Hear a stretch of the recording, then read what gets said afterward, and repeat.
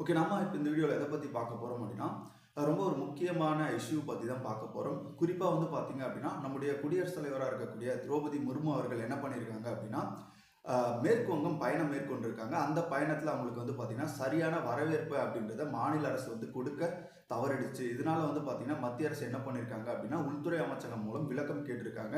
இது என்ன காரணத்துக்காக இந்த விளக்கம் கேட்கப்படுது அப்படின்னு பார்த்தீங்கன்னா, குறிப்பாக இந்த மாதிரி உயர் பதவியில் இருக்கக்கூடிய பிரதமராக இருந்தாலும் சரி, குடியரசுத் தலைவராக இருந்தாலும் சரி, துணை குடியரசுத் தலைவராக இருந்தாலும் சரி, அவர்களுக்கான புரோட்டோகால் அப்படின்ற ஒன்று இருக்குது. புரோட்டோகால் அப்படின்னு பார்க்கும்போது குறிப்பாக 2 வகையான புரோட்டோகால் புக்ஸ் வந்து இருக்குங்க. ஒன்று வந்து பார்த்தீங்க அப்படின்னா ப்ளூ புக் அப்படின்னு சொல்லுவாங்க. இன்னொன்று வந்து பார்த்தீங்கன்னா எல்லோ புக் அப்படின்னு சொல்லுவாங்க.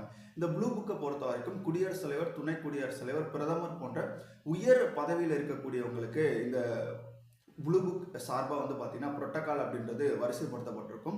குறிப்பாக இதில் வந்து பார்த்தீங்க அப்படின்னா, ஒரு மாநிலத்திற்கு குடியரசுத் தலைவர் அவர்கள் பயணம் மேற்கொள்கிறாங்க அப்படின்னா, அங்கே யார் வரவேற்கணும், எப்படி வரவேற்கணும் அப்படின்ற புரோட்டோகால்லாம் இருக்குது. குறிப்பாக ஒரு குடியரசுத் தலைவர் ஒரு மாநிலத்திற்கு பயணம் மேற்கொள்ளும் போது அந்த மாநிலத்தினுடைய முதலமைச்சரை நேரடியாக சென்று வரவேற்க வேண்டும். முதலமைச்சரால் வரவேற்க முடியாத சமயத்தில் அந்த அமைச்சரவையில் இருக்கக்கூடிய அமைச்சர்கள் யாராவது சென்று வரவேற்க வேண்டும். ஆனால் இது எதுவுமே வந்து பார்த்தீங்க அப்படின்னா, மேற்கு வங்க பயணத்தில் வந்து மீறப்பட்டிருக்கு. குறிப்பாக அந்த மேற்கு வங்க மாநிலத்தில் இருக்கக்கூடிய முதலமைச்சர் மம்தா பானர்ஜி அவர்களும் வரல, அதே மாதிரி அங்கே இருக்கக்கூடிய அமைச்சர்களும் ரிசீவ் பண்ணுறதுக்கு வரல. அப்போ இது தொடர்பாக மத்திய உள்துறை அமைச்சகம் என்ன பண்ணியிருக்காங்க அப்படின்னா, கொஸ்டின் கேட்டிருக்காங்க. ஏன் வந்து பார்த்தீங்க அப்படின்னா இந்த புரோட்டோகால் அப்படின்றது மீறப்பட்டிருக்கு அப்படின்னு கேட்டிருக்காங்க. பொதுவாக இந்த 2 புரோட்டோகாலுக்கும் நான் என்ன வித்தியாசம் சொல்கிறேன். ஃபர்ஸ்ட் எல்லோ புக், இன்னொன்று வந்து பார்த்தீங்கன்னா ப்ளூ புக். ப்ளூ புக்கை பொறுத்த வரைக்கும் குடியரசுத் தலைவர், துணை குடியரசுத் தலைவர், பிரதமர் இவங்க போன்ற உயர் பதவியில் இருக்கக்கூடியவங்க. இப்போ நீங்கள் எல்லோ புக்கை பொறுத்த வரைக்கும் எல்லோ புக்கில் வந்து பார்த்தீங்க அப்படின்னா அச்சுறுத்தல் இருக்கக்கூடிய நபர்கள் அப்படின்னு சொல்லுவாங்க. அவங்க வந்து ரொம்ப ஃபேமஸாக இருப்பாங்க, ஆனால் அவங்களுக்கு அச்சுறுத்தல் இருக்கக்கூடிய நபராக இருப்பாங்க. இப்போ குடியரசுத் தலைவர், துணை குடியரசுத் தலைவர், அதே மாதிரி வந்து பார்த்தீங்க அப்படின்னா பிரதமர், அதுக்கப்புறம் எக்ஸ் பிரதமர்ஸ் இருக்காங்க இல்லையா, இவங்களுக்கு வந்து பார்த்தீங்கன்னா எஸ்பிஜி, ஓகேவா, ஸ்பெஷல் ப்ரொடெக்ஷன் குரூப் அப்படின்ற ஒரு குரூப் இருக்கு. இந்த சிறப்பு சட்டம் அப்படின்றது, அதாவது எஸ்பிஜி சட்டம் எப்போ கொண்டு வராங்க அப்படின்னா 1988 கொண்டு வராங்க. ஆனால் இந்த படைப்பிரிவு 1985 உருவாக்கப்பட்டது. இப்போ இவங்களுக்குலாம் வந்து பார்த்தீங்கன்னா இந்த எஸ்பிஜி பாதுகாப்பு அப்படின்றது இருக்கும்.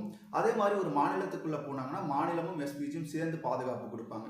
ஆனால் இந்த எல்லோ புத்தகம் அப்படின்றது வந்து பார்த்தீங்க அப்படின்னா ஒரு உச்சபட்ச புகழ்பெற்ற நபராக இருப்பாங்க, ஆனால் அவங்களுக்கு அச்சுறுத்தல் இருக்கும். இதில் வந்து குறிப்பாக அவங்களுக்கு இசட், அதே மாதிரி ஒய் எக்ஸ் போன்ற பாதுகாப்பு அடுக்குகள் அப்படின்றது இருக்குது. நம்ம விஜய் அவர்கள் இருக்காங்க இல்லையா, அவங்களுக்கு வந்து பார்த்தீங்கன்னா ஒய்+ பாதுகாப்பு அப்படின்றது கொடுக்கப்பட்டிருக்கும். ஏன் அப்படின்னா அவங்களோட உயிருக்கு அச்சுறுத்தல் இருக்குது அப்படின்னு வந்து நமக்கு உள்துறை அமைச்சகத்துக்கு தெரிஞ்சது அப்படின்னா.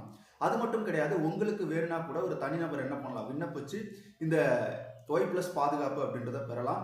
ஆனால் நீங்கள் அதுக்கு என்ன பண்ணணும் அப்படின்னா கட்டணம் அப்படின்றது